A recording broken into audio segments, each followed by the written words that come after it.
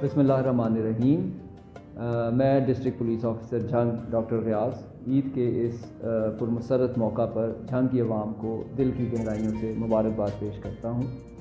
मौजूदा मुल्की हालात और वबाई मर्ज़ के तनाज़ुर में मैं उम्मीद करता हूँ कि झंग के अवाम हुकूमत की तरफ से जारी करदा SOPs की मुकम्मल तौर पर पासदारी करेंगे।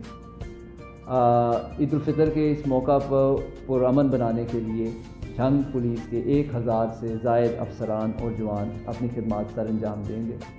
इसके अलावा हमने वन व्हीलिंग, हवाई फायरिंग और पतंगबाजी के लिए स्पेशल स्क्वाड भी तरतीब दिए हैं। और मैं एक दफ़ा फिर उम्मीद करता हूँ कि झंग के अवाम पुलिस के साथ मुकम्मल तावन करते हुए इस ईद उल फितर को पुरअमन बनाने में हमारी मदद करेंगे। आपका बहुत शुक्रिया।